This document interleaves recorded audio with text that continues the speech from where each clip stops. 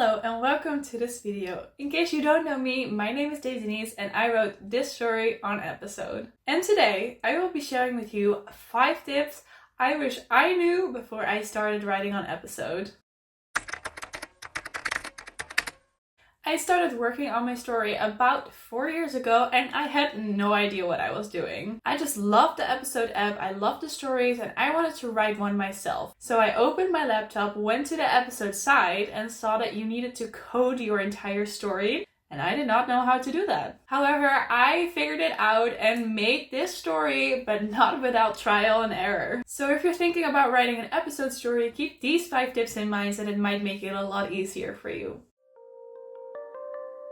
Tip number 1. This one might seem very obvious, but know your story. I'm not saying that you need to write out your entire story completely, but it is useful to have a common storyline from beginning till end. This way you always know where you want to go to and you can plan your scenes around that storyline. When I started, I did not have a storyline at all. I had an idea and just started diving right into it, which resulted into the scenes not making a lot of sense. And the more I wrote, the more the story got an actual story. So I could go back and forth, changing the first few chapters so it would match with the rest of the story. So think about what you want to write about, plan it, make a storyline, and then write your story. And don't make it up along the way like I did. I mean, it's possible, I did it too, but it's more inconvenient for yourself.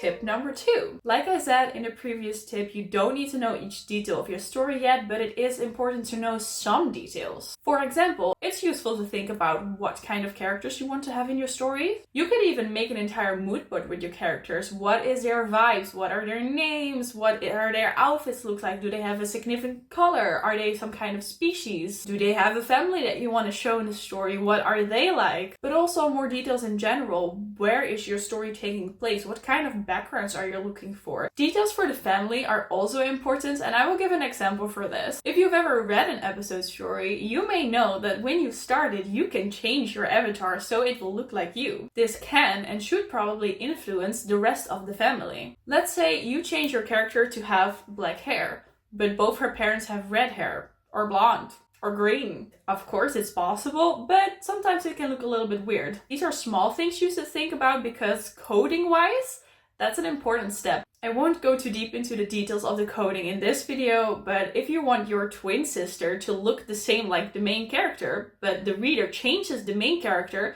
the twin sister also need to be changed that same exact way. And you do need to know how to code that.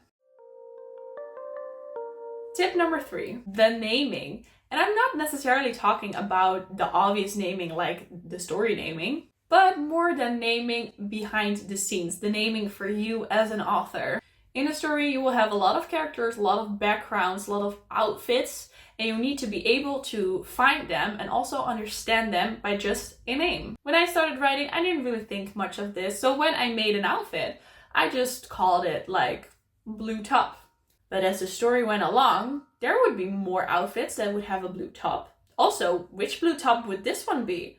And when did I use it? On who did I use it? So when I'm gonna write a new story, I'm gonna use some kind of name system so I can find the outfits easily, know who it belongs to, and know when they've worn it. Name of the character, name of the outfit, name of the chapter they would wear it, or the other way around, name of the chapter, name of the character, name of the outfit. With the first option, you just have to type in the name and then you can see all the outfits just for that specific character. Or you could do the chapter and then you would see all the outfits you used in that chapter and see which person wore it. Same goes if you want to add your own background or overlay. Keep the same kind of naming so it's easy to find and you recognize which is which.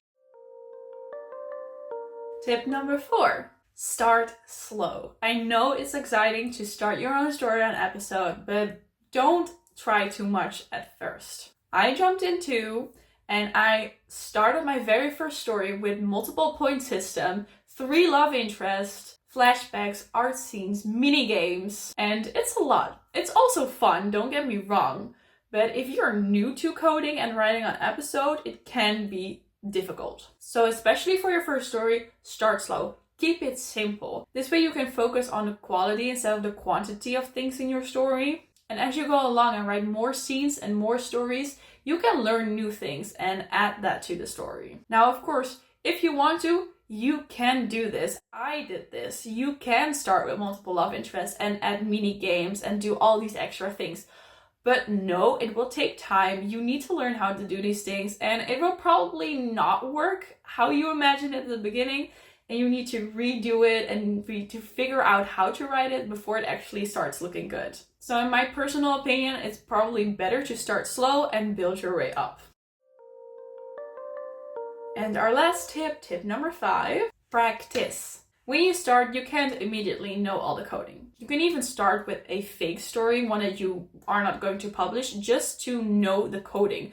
Just play with it, figure it out. What does this do? What does this do? How do I need to code this? How do I need to code that? Figure out how the coding works, how the system works, and then start your story. Trust me on this.